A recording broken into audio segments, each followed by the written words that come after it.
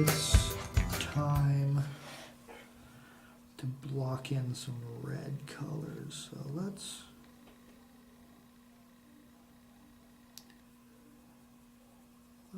put in some red here for her upper lip.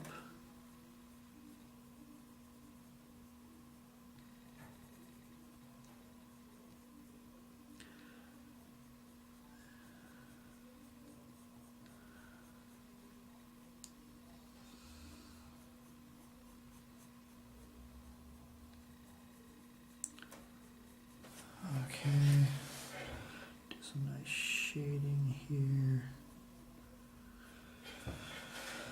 Okay, now for the sweater, just kind of block in a very light basic color. I'm not certain how all in I want to go with coloring her sweater. I might decide I just want to hint at the color.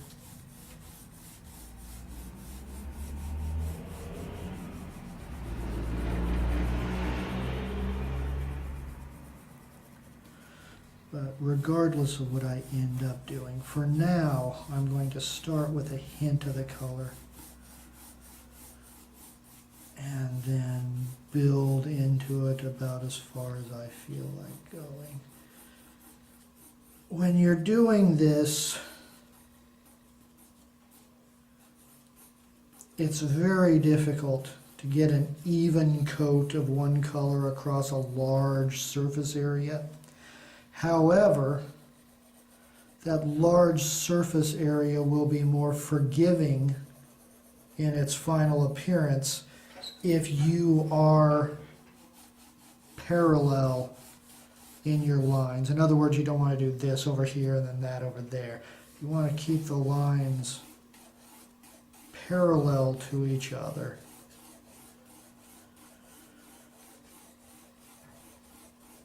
And the drawing will be far more forgiving in how the finished product turns out.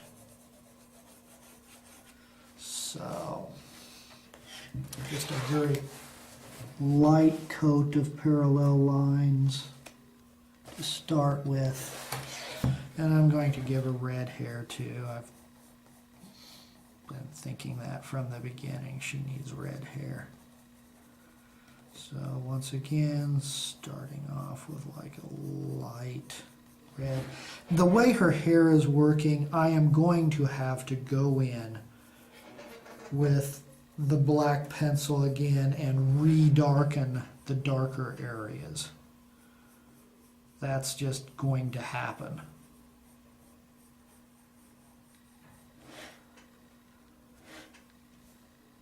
But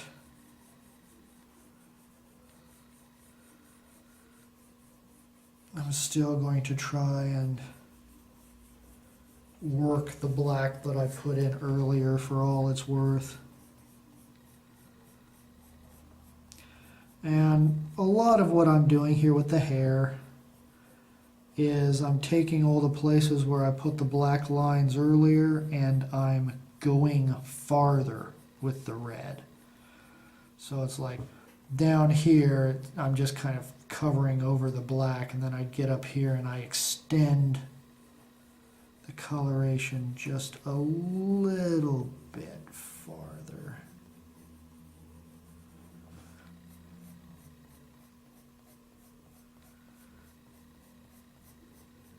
And I'm just drawing in additional hairs with the red that I wasn't willing to draw in earlier with the black, simply because it's a lighter color.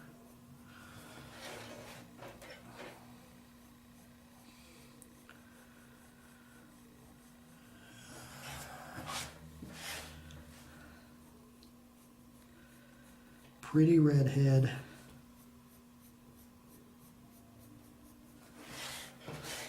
Okay, let's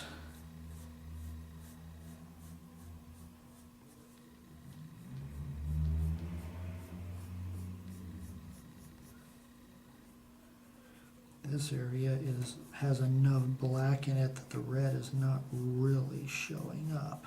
that's fine. It only needs a hint. It doesn't need to be a complete color block. It only needs to fit in with the rest.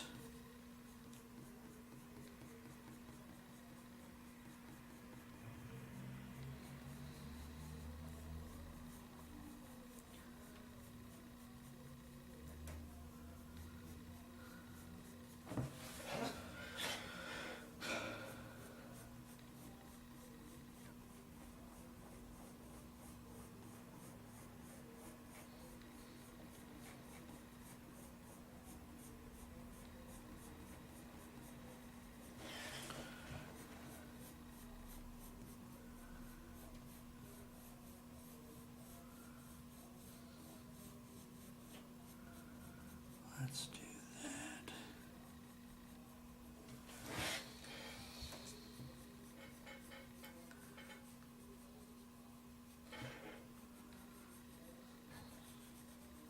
All right, light zigzag in there, just create the formation of more hairs.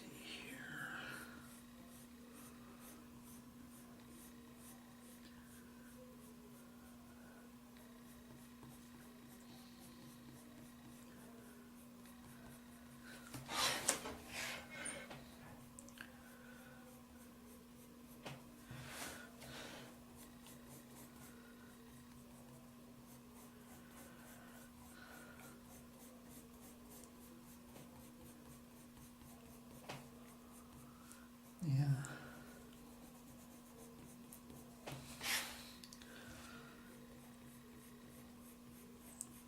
Well, I'm already fairly happy with this. I was afraid that the artwork I produced was just going to blow, but it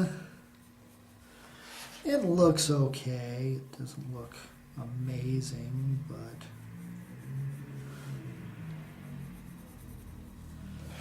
I'm certainly happy enough with her to be interested in posting this video. So.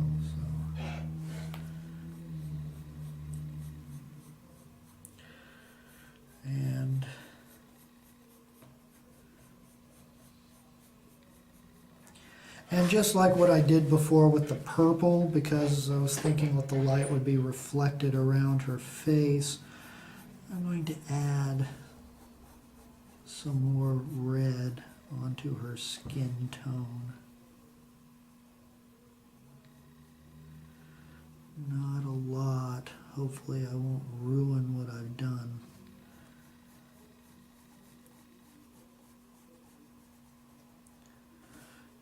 But just a little bit of red.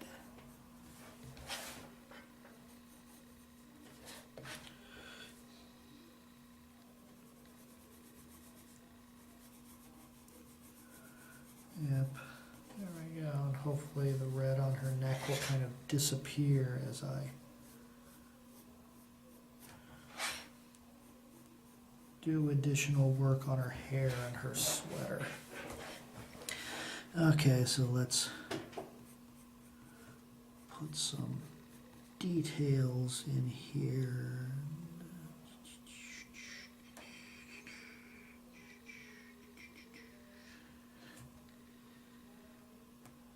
Pardon me while I make weird noises as I'm drawing this.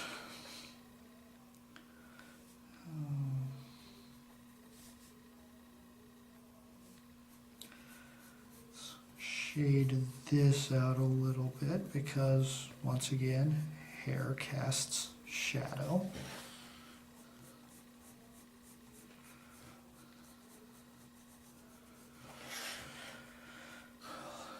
Put a little bit more red into here and darken that area around the collarbones. And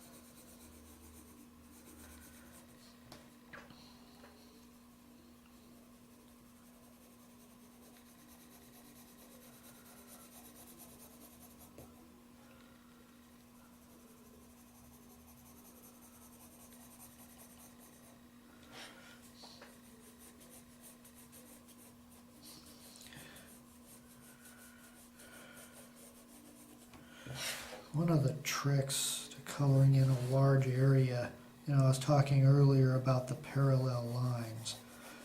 The reason for the parallel lines is because it makes it look like you did it on purpose. And that's really a lot of what you're going for when you're doing this kind of thing. So it needs to look like you did it on purpose.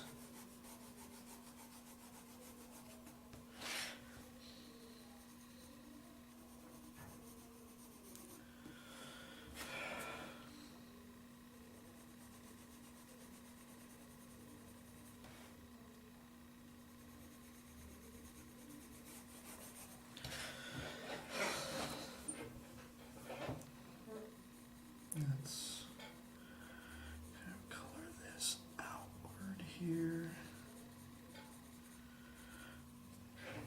because there usually is a shadow on both men and women. There's usually a shadow right here where the pectoral muscle attaches to the shoulder.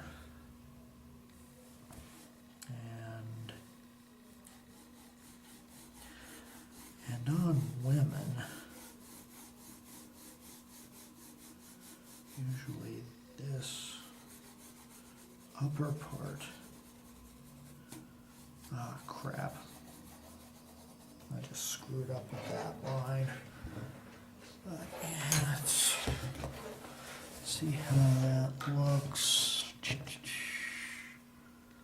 Yes, one of the few opportunities where it is completely socially acceptable to check out a woman's rack is when you're drawing it.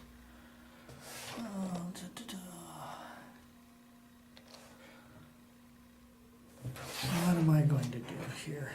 The thing is, I think I'm going to need to darken all of this a little bit because this is not the only shade of red I'm going to use.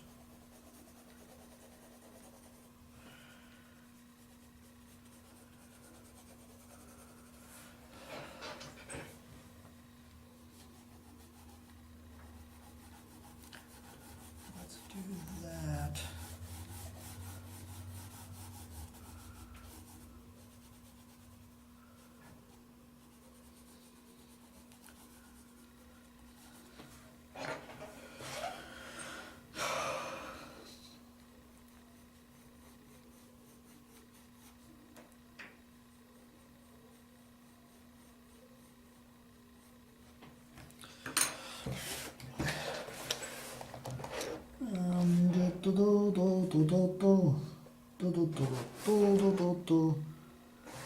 I do wish that this camera was just a little farther away so that I could fit the whole picture on there in a way where you can see the perspective better.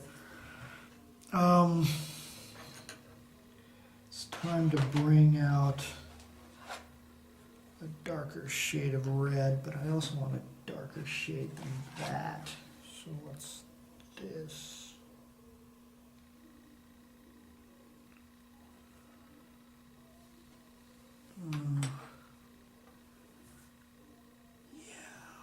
Both of these reds are darker than the one I was just using, so I think I'm going to use this for the mid-tones, this for the shadows. Well, that alone is making a huge difference.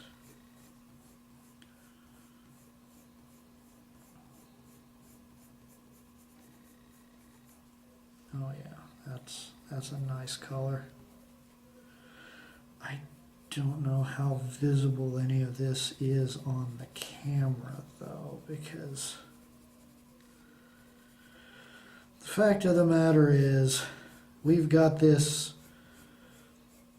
romanticism going on in our minds about the power of technology and everything. You know, the idea of, make a bionic man, he'll be better than the original. And the truth is, naturally existing human biology is pretty fucking tough to beat. It's very hard to beat. It is very, very difficult to make an artificial eye that can see as well as the human eye can.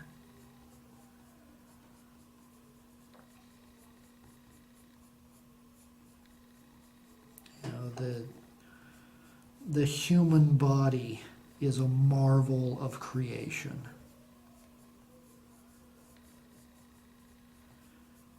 And we like to think that our technology is close to topping it, which it might top it eventually. But, anyone who does a lot of work with a camera knows that what appears in the camera just is not what you saw with your eyes. It's just not. And I'm noticing, looking in the viewfinder on this camera as I'm holding it up, I am producing a lot of variation in color. There's a lot of richness in this drawing. It just is not showing up in the lens.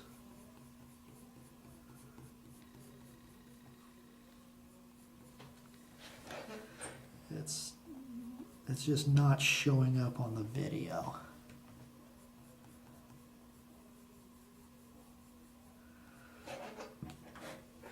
I mean, what I'm seeing in the video looks pretty good. But what I'm seeing in person looks better. It's like what I was saying earlier about the eyes. There's a nice green richness in her eyes that you can see in person. But whenever I hold it up to the camera, her eyes just look gray, with maybe a hint of color.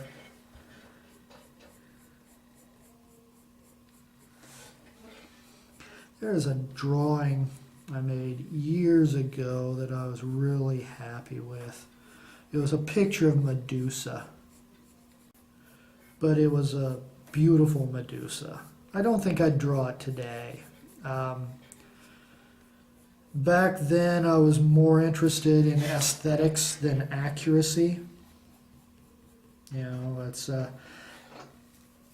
I've had enough experiences with the supernatural to know that there's a basis for a lot of this stuff in reality. And so I'm trying to take what I want it to be out of it and trying to make it what it really is. And, Medusa, she's, after the change, she was not a beautiful lady. Not anymore. She was condemned because of her beauty. She was condemned out of jealousy. which is one of the reasons why I actually kind of feel sorry for Medusa in the old myths and everything, because really the only thing she was ever guilty of, she didn't even do anything about it. The only thing Medusa was guilty of is the wrong goddess's husband looked at her one day and went, and his jealous wife went, well, every man who sees your face will turn to stone from now on. And so she was cursed for something that was no fault of her own. But after the transformation, she was not supposed to be beautiful anymore. And this drawing that I made of her was beautiful. And a lot of people would look at this picture and comment on how mesmerizing her eyes were. And they were. I spent a lot of time working on her eyes. The picture, I've still got it around somewhere, but it's damaged. I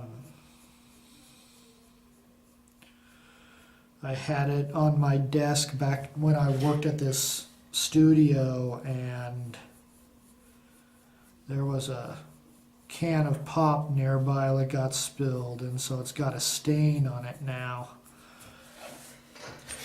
Still a fairly nice looking picture, but I don't know where it's at anymore. But the reason why I bring this picture up is because I'm wondering how mesmerizing her eyes would appear to be through the camera. Because that viewfinder is losing a lot of detail. And I suspect that my old Medusa drawing would,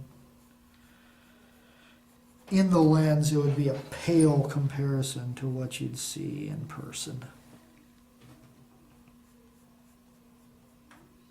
There we go. Actually put in a hard red line of this color on the sides.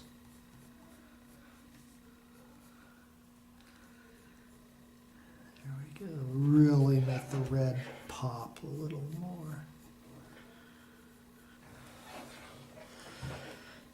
Now time to work with the shirt.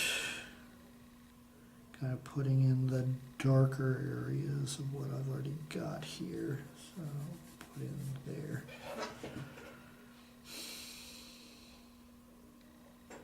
Do I want to block in with this other color?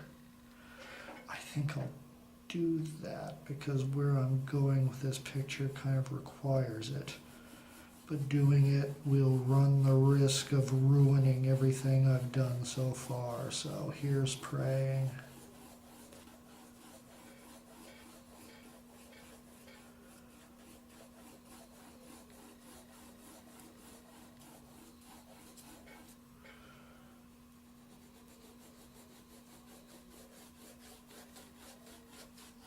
That's a little more checkered than I wanted, but I'll do the other side so that it looks like I did it on purpose.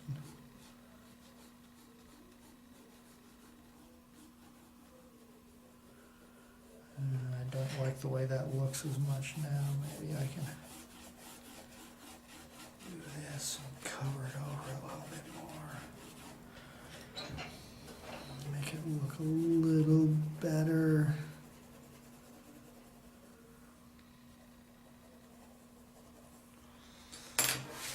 Let's see how that looks. See if I can get it with some decent perspective here.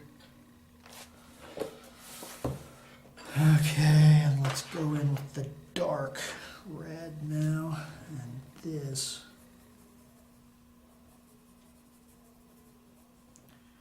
Just be in a few places. Not going to go crazy with this red. This red is just meant to kind of pull it all together. I might not need to go in here with black after all. Might do it anyway though. It just makes the color pop a little more when you go in and add some solid black. Every good picture has some solid black and some solid white.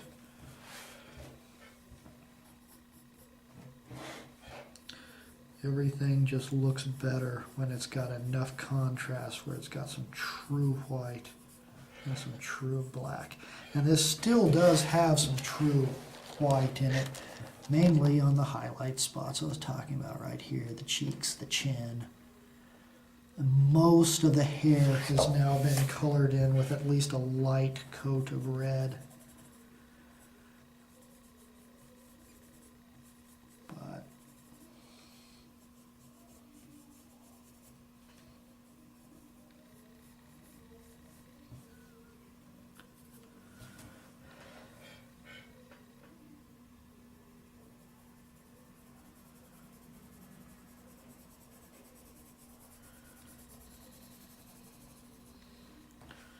I'm almost using this the way I used the black earlier. That needs to be colored in a little more, okay.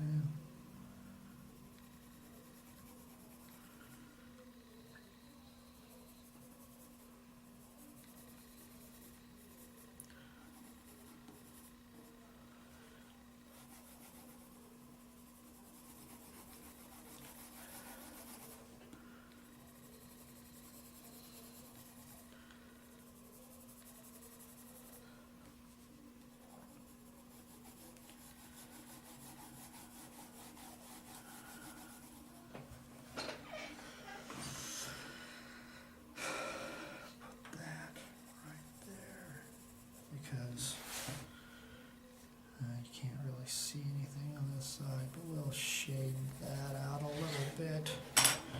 See how that looks. A very red picture, though. Between the sweater and the hair, this is almost monochromatic in its color.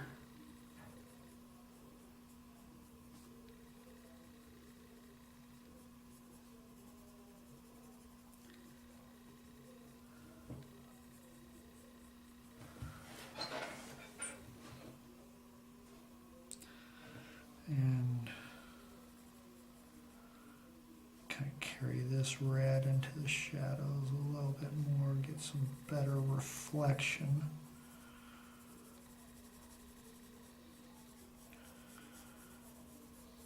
Some better color reflection, that is.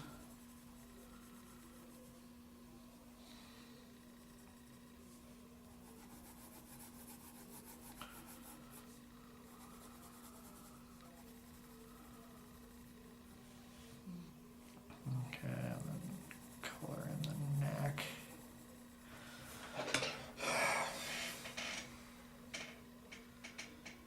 I need to do something about all this red, though.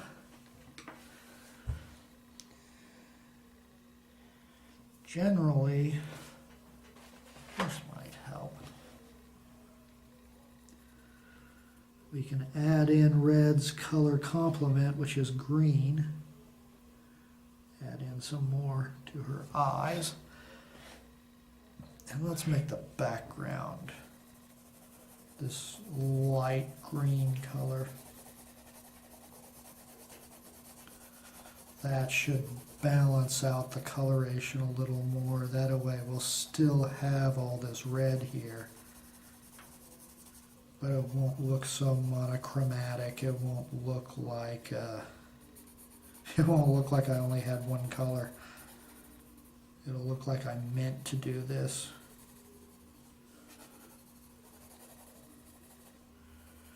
Once again, try and keep the lines parallel so that it looks like you meant to do it.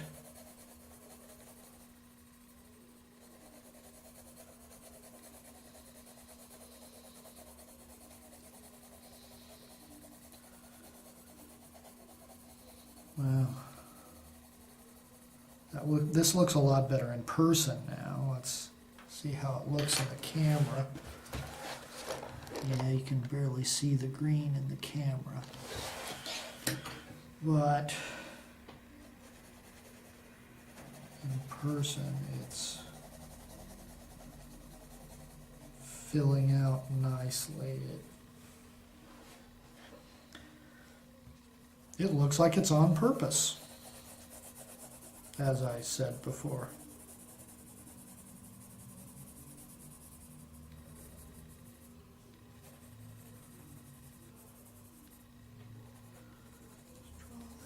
There, make that darker. Let's go in with forest green color. Color this portion down here and fade it out.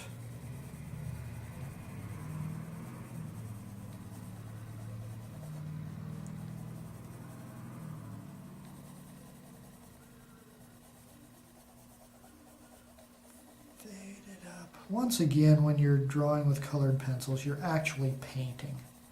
You don't just do a solid block of color. You mix and form, and you create using the color.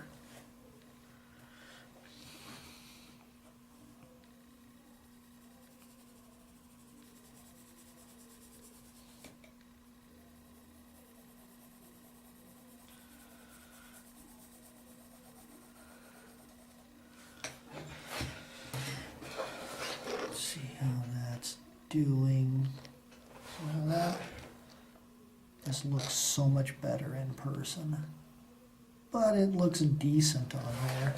And let's add in, let's go back to the lighter green that I had, and let's once again put some reflected color in here.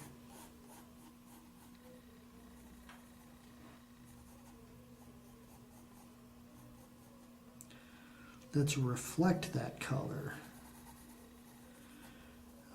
I am barely touching the paper with this. I am not. I am putting so little green there that consciously people probably won't even know that it's in place. But I'm putting just enough in there that it's kind of tying the whole thing together. It's making it look like she is actually in the background. You know, she's in that place, whatever that completely green place is. She's not just a big red thing sitting in front of a green background. There's more to it than that.